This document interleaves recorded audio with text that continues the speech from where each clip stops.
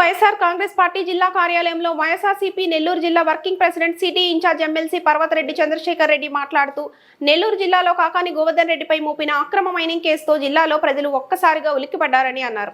జిల్లా పరిషత్ చైర్మన్ గా, ఎమ్మెల్యేగా, మంత్రిగా ఇలా అనేక పదవుల్లో పనిచేసి మంచి నాయకుడుగా గుర్తింపు తెచ్చుకున్న కాకాని గోవర్ధన్ రెడ్డిని ఈ విధంగా అరెస్ట్ చేయడంతో జిల్లా ప్రజలు ఒక్కసారిగా విస్తుపోయారని అన్నారు. ఈ రాష్ట్రంలో అమలు కాని హామీలు ఇచ్చి అధికారంలోకి వచ్చిన కూటమి ప్రభుత్వాన్ని ప్రశ్నిస్తున్న నేతలే టార్గెట్ గా చేసి అక్రమ అరెస్టుల పర్వం కొనసాగుతుందని ధ్వజమెత్తారు. ఇదే వైఖరి అవలంబిస్తే కూటమి ప్రభుత్వంపై తిరుగుబాటు తప్పదని హెచ్చరించారు. మరోపక్క నెల్లూరులో తాజాగా వైసీపీ నేత శ్రీకాంత్ రెడ్డిని మైనింగ్ కేసులో అక్రమ అరెస్ట్ చేసి అతన్ని బెదిరించి బలవంతపు స్టేట్మెంట్ తీసుకుని మాజీ మంత్రి అనిల్ కుమార్ యాదవ్ పేరును కూడా ఈ కేసులో చేర్చారని అన్నారు. పోలీసులు రాసిన స్టేట్మెంట్ పై బలవంతంగా సంతకం చేయించారని, శ్రీకాంత్ రెడ్డి జడ్జి ముందు మొరపెట్టుకున్న ఫలితం లేకుండా పోయిందన్నారు. ఇలా కూటమి నేతల డైరెక్షన్ లో పోలీసులు పనిచేస్తూ వారిచ్చిన షిఫ్ట్ ను అమలు చేస్తూ పోలీసులు ప్రేక్షక పాత్రకు పరిమితమయ్యారని అన్నారు.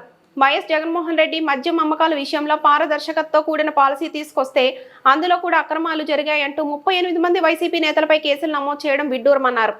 ఈ రోజు ఇలా వైఎస్ఆర్ కాంగ్రెస్ పార్టీ నాయకుల మీద క్వాడ్స్ కేసు, మద్యం కేసు, ఎస్సీ ఎస్టీ కేసులంటూ అక్రమంగా నిర్బంధిస్తూ కూటమి ప్రభుత్వం రాక్షస పాలనకు తెరతీసిందన్నారు.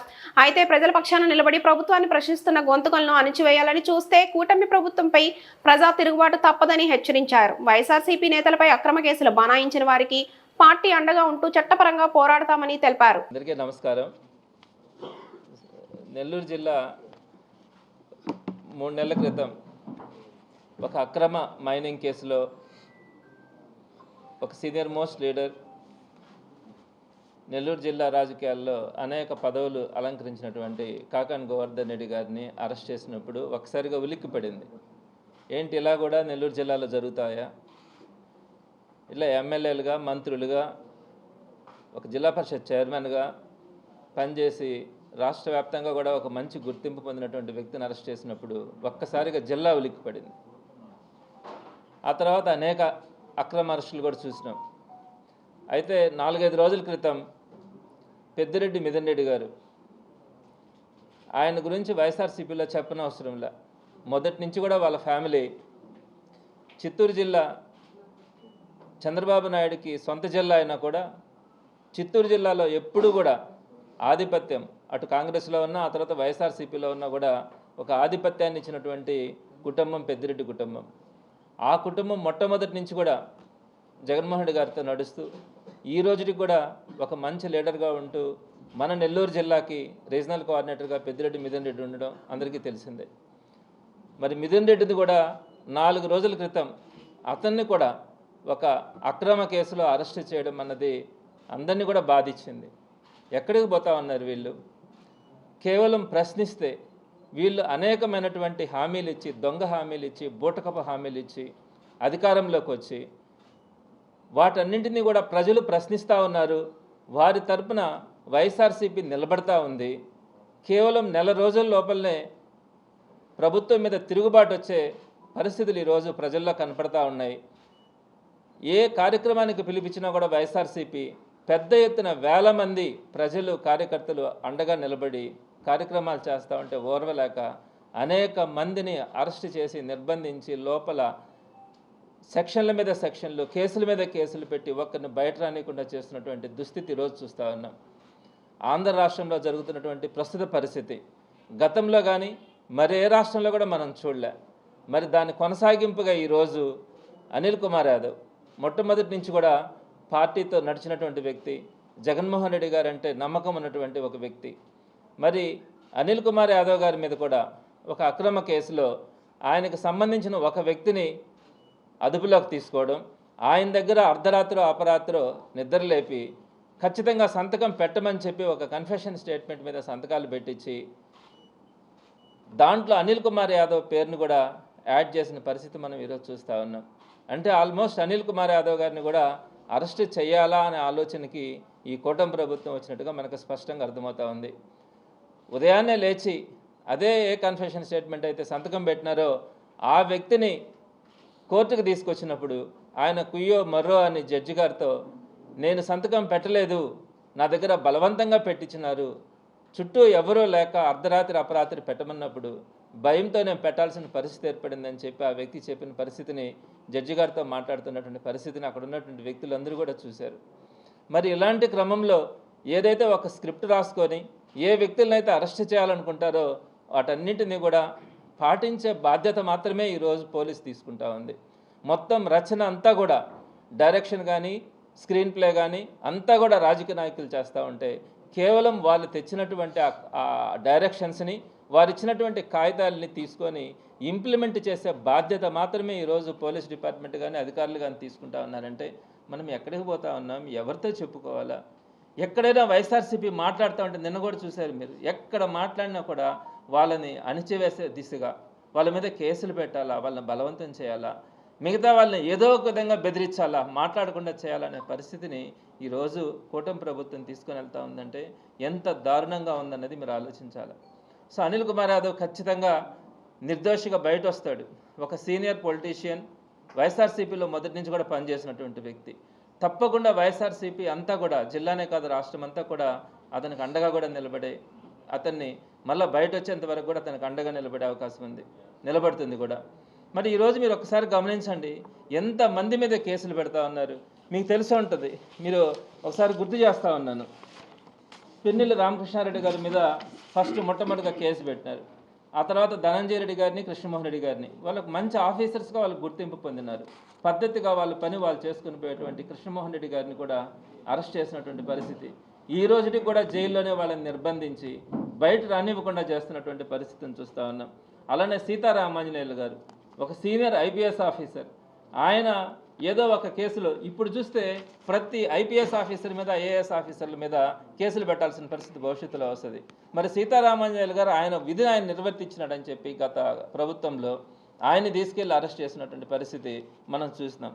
అలానే చెవిరెడ్డి భాస్కర్ రెడ్డి గారిని కానీ, మిథున్ రెడ్డిని గారిని కానీ, కాకాని గోవర్ధన్ రెడ్డి గారిని కానీ, కొమ్మినేని గారిని కానీ, పోసాని కృష్ణమోహన్ గారిని కానీ, వల్లభనేని వంశీని కానీ, నందిగామ సురేష్ని కానీ, ఈ విధంగా ఎంతమంది మీద మీరు కేసులు పెట్టి ఈరోజు నిర్బంధిస్తూ ఉన్నారు. ఇంకా ఒక లిస్టు పెట్టుకోనున్నారంట, విడుదల రజనీ గారిని అరెస్ట్ చేయాలని, రోజాని అరెస్ట్ చేయాలంట, పేరుని నానిని అరెస్ట్ చేయాలంట, కొడాలి నానిని అరెస్ట్ చేయాలంట, అనిల్ కుమార్ యాదవ్ని అరెస్ట్ చేయాలంట, నల్లబరెడ్డి ప్రసన్న కుమార్ రెడ్డిని అరెస్ట్ చేయాలంట, అదేవిధంగా కావలి ఎమ్మెల్యే ప్రతాప్ రెడ్డి గారిని అరెస్ట్ చేయాలంట.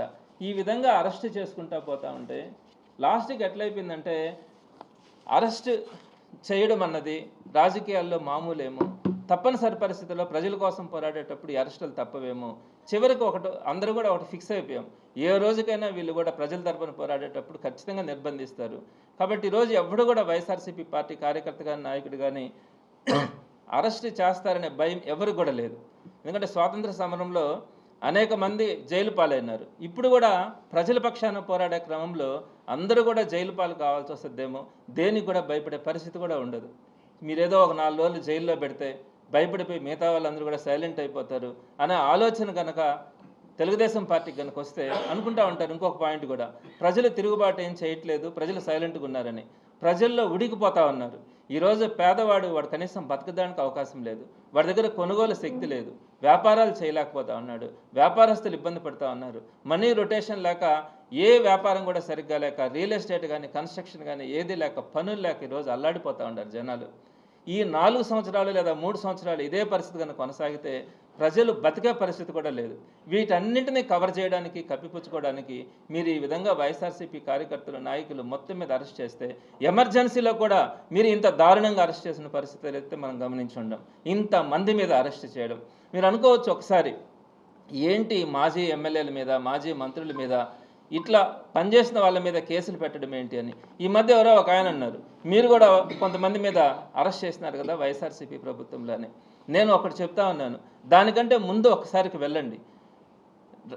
జగన్మోహన్ రెడ్డి గారిని 2012వ సంవత్సరంలో, అంటే కరెక్ట్గా 13 సంవత్సరాల క్రితం, కేవలం అతనికి 39 సంవత్సరాల వయసు ఉంది. ప్రజల్లోకి వెళ్తే విపరీతమైనటువంటి సానుభూతి ఉంది.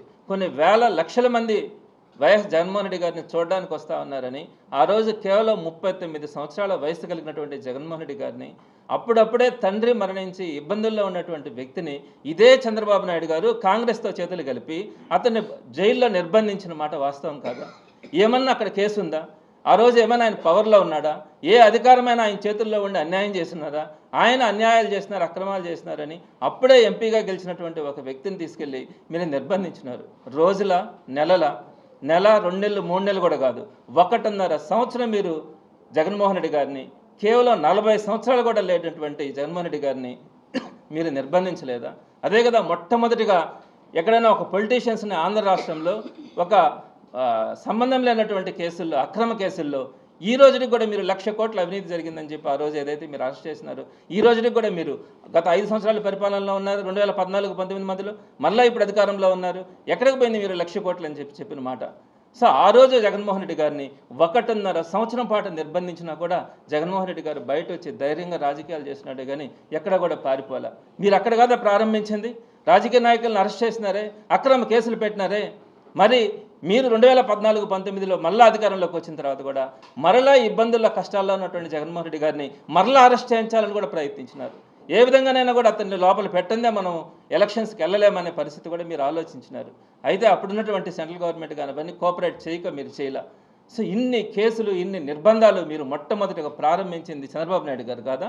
జగన్మోహన్ రెడ్డి గారికి ఏం పాపం తెలుసు దాంట్లో? ఆ విషయంలో ఎన్ని కేసులు పెట్టినారు, ఎన్ని అక్రమ కేసులు పెట్టినారు. సో ఇంత జరిగిన తర్వాత మళ్ళా 2019-24 మధ్యలో జగన్మోహన్ రెడ్డి గారు అధికారంలోకి వచ్చిన తర్వాత ఎవరి మీద కేసులు పెట్టినారండి? చంద్రబాబు నాయుడు గారి మీద పెట్టాలంటే ఎన్ని కేసులు ఉన్నాయి? అప్పటికే ఎన్నో కేసుల మీద బెయిల్లో ఉన్నాడు ఆయన. వాటిని రద్దు చేయించి ఉండొచ్చు కదా. అలానే అమరావతికి సంబంధించినటువంటి స్కామ్స్ విషయంలో కానీ, అనేకమైనటువంటి లిక్కర్ స్కామ్ కానీ, అన్ని స్కాముల్లో కూడా తను ఉన్నాడు. ఎక్కడైనా కూడా అన్యాయంగా అరెస్ట్ చేయాలని చూసినారా? చేయలే. కేవలం ఏంటంటే డైరెక్ట్గా ఆ సాఫ్ట్వేర్కి సంబంధించినటువంటి సాఫ్ట్ స్కిల్ డెవలప్మెంట్కి సంబంధించి రెడ్ హ్యాండెడ్గా ఆయన సంతకాలు పెట్టి జరిగినటువంటి ఒక ఇష్యూలో పూర్తి ఆధారాలు తెలిసిన తర్వాతనే ఆయన్ని ఇంకా వేరే వాటిల్లో కూడా అరెస్ట్ చేయకుండా కేవలం ఆ కేసులో మాత్రమే అరెస్ట్ చేసినారు. ఆయన ఆ కేసులో బెయిల్ తెచ్చుకుంటారని ఇంకొక కేసులు పెట్టి పీటీ వారెంట్ల ద్వారా ఆయన నిర్బంధించాలని కూడా అనుకోలే. ఆయన దాంట్లో బెయిల్ తెచ్చుకుంటాడు 50 రోజుల తర్వాత అని తెలిసినా కూడా ఆ ఒక్క కేసుకే పరిమితం చేసినారే కానీ ఇంకొక కేసు పెట్టలా. అదే మీరు జగన్మోహన్ రెడ్డి గారి కేసులో ఏమైంది? చంద్రబాబు నాయుడు గారిని కేవలం 50 రోజులు అరెస్ట్ చేసినంత మాత్రాన ఒక కేసులో అన్ని దేశాల్లో ఉండే తెలుగు ప్రజలు తిరగబడ్డారని మీరు చెప్తా ఉన్నారే. ఎలాంటి సంబంధం లేకుండా జగన్మోహన్ రెడ్డి గారి కేసులో సుమారుగా 1.5 సంవత్సరం నిర్బంధించి ఈ రోజుకి కూడా మీరు వెంబడిస్తూ ఉన్నారే. ఎట్లాంటి సంబంధం లేనటువంటి కేసుల్లో ఆయన పెట్టినారే. మరి వీటిల్లో మీకేం తప్పు అనిపించట్లేదా? ఈరోజు మా లీడర్స్ మీద సుమారుగా నేను ఇందాక పేర్లు చదివినాను, 20 మంది లీడర్స్ మీద మీరు కేసులు పెట్టినారు. సుమారుగా 1000 మంది సెకండ్ గ్రేడ్ లీడర్స్ మీద కేసులు పెట్టినారు. సుమారుగా 10,000 మందికి పైగా కార్యకర్తల్లో కానీ సోషల్ మీడియా యాక్టివిస్టులో కూడా మీరు కేసులు పెట్టి వాళ్ళందరినీ కూడా నిర్బంధించినారు. వాళ్ళందరినీ ఆ కేసుల్లో మీరు వదిలేరా? రకరకాల కేసులు పెట్టుకుంటా ఉన్నారు. పీటీ వారెంట్ల మీద మరలా కేసులు పెట్టి మళ్ళీ వాళ్ళు బయట రాకుండా కూడా చూస్తూ ఉండారే. మరి ఈ పద్ధతులేనా? మరి ఇన్ని చేసినా కూడా 2019-24 మధ్యలో వైఎస్ జగన్మోహన్ రెడ్డి గారు అధికారంలో ఉన్నప్పుడు ఎంతమంది మీద కేసులు పెట్టినారండి? 2-3 మీద పెట్టినారు. రఘురామకృష్ణరాజు రోజు ఆయన మాట్లాడతారే జగన్మోహన్ రెడ్డి గారి గురించి విమర్శిస్తూ ఉంటే ఆయన్ని ఆ కేసు మీద ఆయన నిందలేస్తూ ఉన్నారన్న ఉద్దేశంతో కేసు పెట్టినప్పుడు కేవలం ఆయన ఎన్ని రోజులు జైల్లో ఉన్నాడు? 6 రోజుల్లో ఆయన బెయిల్ మీద బయట వచ్చినాడు. మళ్ళీ ఏమన్నా ఆయన కేసు పెట్టి ఆయన పీటీ వారెంట్ల మీద షిఫ్ట్ చేసిన పరిస్థితి ఏమైనా ఉందా? లేదే. అదేవిధంగా అచ్చెన్నాయుడు కానీ జేసీ ప్రభాకర్ రెడ్డి గారిని కానీ వారిద్దరిని అరెస్ట్ చేసినారు. జేసీ ప్రభాకర్ రెడ్డి గారు ఎంత దారుణంగా మాట్లాడారో తెలుసా?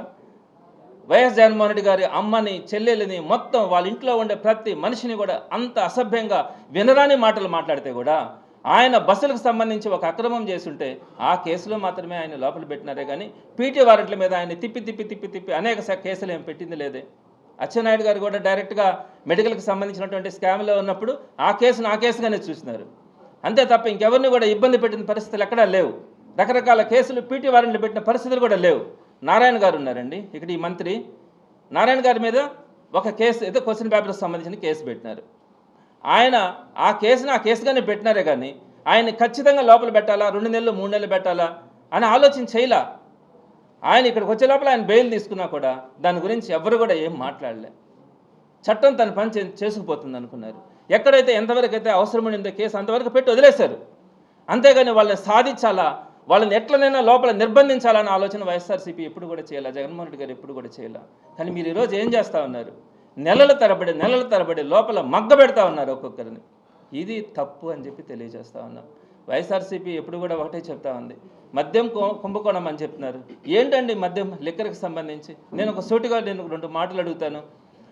ఎక్కడైనా కూడా ప్రభుత్వం ఎందుకు ఒకరి మీద కేసు పెట్టాలా?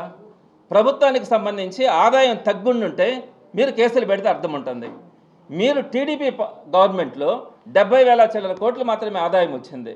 అదే వైఎస్ఆర్సీపీ గవర్నమెంట్లో లిక్కర్కి మీకు సంబంధించి 1,02,000 కోట్ల రూపాయల ఆదాయం వచ్చింది గవర్నమెంట్కి.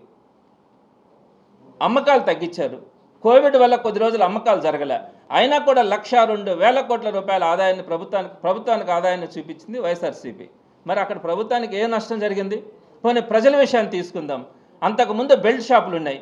సుమారుగా 4,000 చిల్లర షాపులు ఉంటే 2,000 చిల్లర షాప్స్ కుదించి ప్రజలకు మద్యాన్ని అందుబాటులో లేకుండా చేయాలన్న ఆలోచనతో ముందుకెళ్ళింది.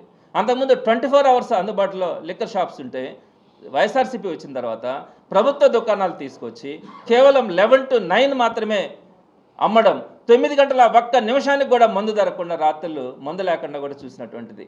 అదేవిధంగా సుమారుగా 44,000 బెల్ట్ షాపులు 2014-19 మధ్య ఉంటే ఒక్క బెల్ట్ షాప్ కూడా మీరు వైఎస్ఆర్సీపీ గవర్నమెంట్లో లేదు.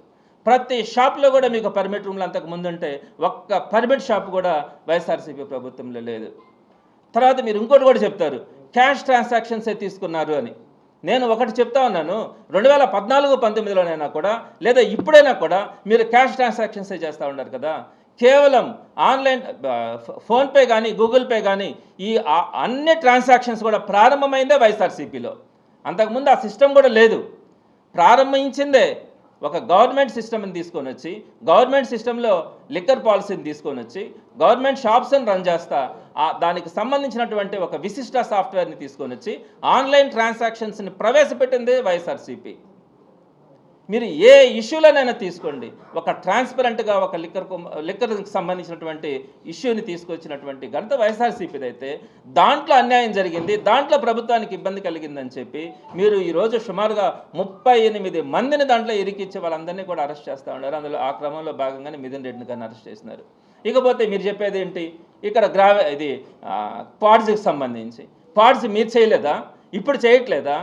మరి ఆ టైంలో క్వాడ్స్, సరే క్వాడ్స్గానే చూసి మీరు కేసులు పెట్టినా పర్లా, దానికి సంబంధించి బ్లాస్టింగ్స్ అని SC ST కేసులని వాటన్నిటిని పెట్టి నిర్బంధిస్తారు.